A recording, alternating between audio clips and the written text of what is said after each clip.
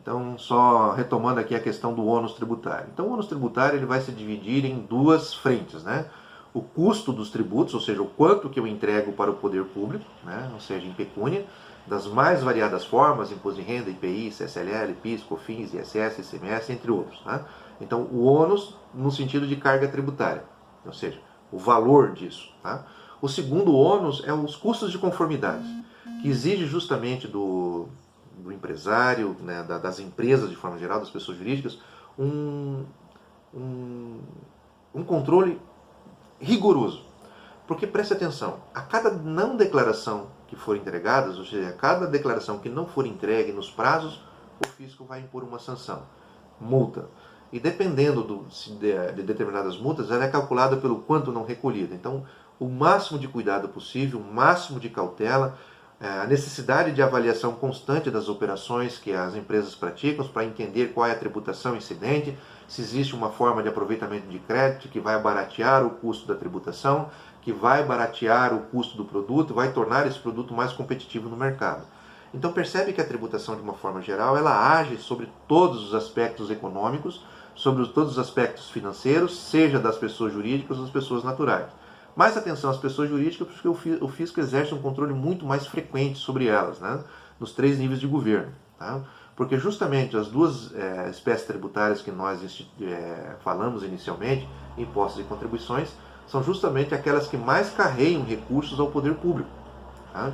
Então exige do poder público um controle muito rigoroso sobre isso.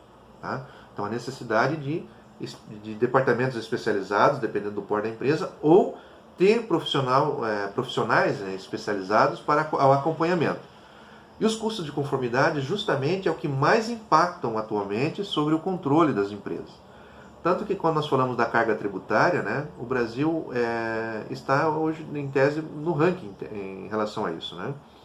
Então ele tem um controle muito alto e impõe um fardo muito pesado a essas pessoas jurídicas, né?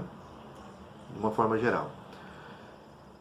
Deixa eu só adiantar aqui a minha situação para que a gente caminhe para frente, né? E nesse emaranhado de regras, muitas vezes, a gente não... Aí eu vou falar como fisco, né? Muitas vezes o empresário se vê perdido nesse caminho, né? Para onde que eu devo caminhar, né?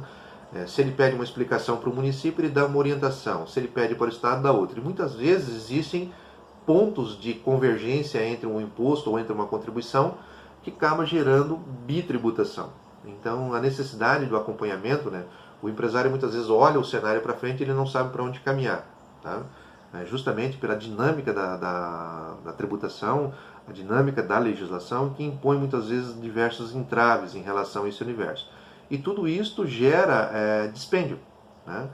Tanto que a reforma tributária que nós tanto estamos vendo tramitar no Congresso Nacional, né, não vai mexer no volume de recursos arrecadados da população ou das empresas de forma geral. Ele vai mexer tão somente nos custos de conformidades.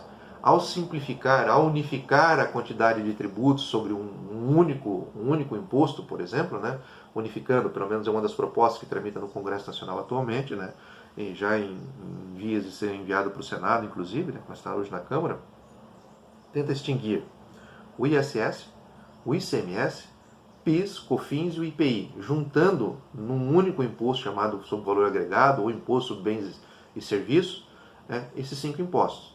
Mas percebam, esses 5 impostos juntos têm um peso financeiro nas empresas, ou seja, quanto se tira delas, né, ou sobre os cidadãos brasileiros. Esse peso não vai desaparecer, porque o que se pretende? É tão somente eliminar os custos de conformidades no meio do caminho. Tá? Então, nesse universo aí, a tributação não vai ser diminuída, no caso. Né?